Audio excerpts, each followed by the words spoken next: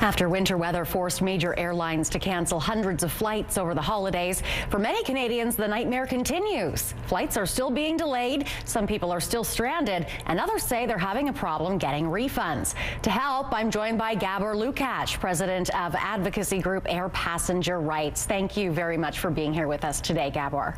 Good afternoon. Now, we are still hearing about flight cancellations and also about travelers not being refunded. So what are people entitled to if their flight is canceled? If a flight is canceled for any reason, the first and foremost right a passenger has is a right to a refund of any unused segments of the flight. Whether it is weather or schedule change or crew issues, if the passenger no longer wants to travel, they have a right to abort and say, hey, I want my money back. That's a fundamental right of passengers. What we have been seeing also lately across Canada are cancellations that are blamed on weather, but in reality, they are really due to the airlines. Failure to operate its business properly, failure to ensure proper amount of crew. Sunwing has been a particularly bad offender in that regard. And in those cases, passengers are owed also meals, accommodation while they're waiting to be transported home, if they choose to be transported, and $500 in the case of small carrier, or up to $1,000 in the case of large carrier, lump sum compensation if the delay in arrival to the passenger's destination is more than 9 hours. We are seeing a sea of lost luggage still. So how soon is reasonable to wait for that luggage? And when are passengers entitled to more than a baggage fee refund? Passengers are entitled to compensation for any expenses they incur because of delay of their checked baggage. So if the baggage doesn't arrive with the passenger may have a business meeting, a wedding, if they need to have proper clothing for those items, if they have another event, maybe they are traveling for skiing, then they can rent equipment if that's cheaper or buy equipment as needed, as soon as the equipment is actually genuinely needed. In terms of waiting at the airport, I would not wait longer than, say, 90 minutes or perhaps 2 hours.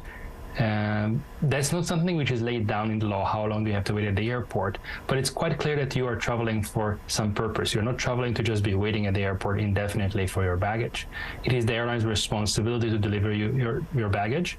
They have subcontractors, including airport staff, the carousel people, all these are subcontractors to the airline, and the airline is responsible vis-a-vis the passenger. So if you don't get your baggage, say within 2 hours, I would take video and audio and photos of the whole situation at the airport. If there's a lineup for the lost baggage counter, I would also take a video of that. If it is unreasonably long lineup, and later on report the baggage is missing. If there's a short lineup, go and report the baggage missing. Record a conversation, because if they refuse to take a report, that's also evidence. But ultimately, put the burden on the airline to get you reunited with your baggage. Okay, good to know. Now, should passengers expect airlines to automatically refund what they're owed, or what steps do we need to take?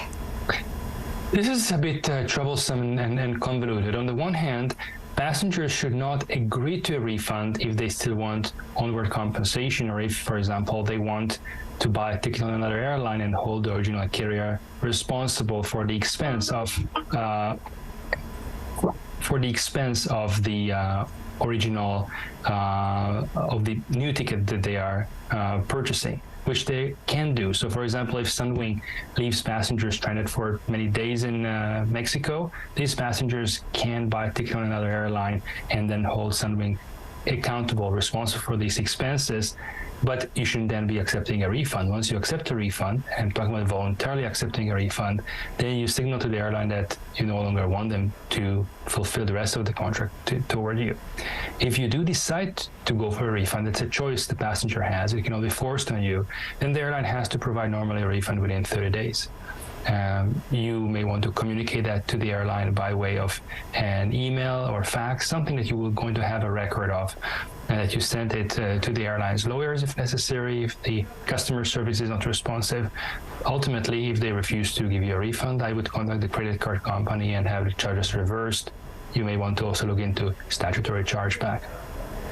Okay, these are all great tips for us. Gabor Lukacs, thank you so much for your great advice today. Thank you very much for having me. And we will be right back.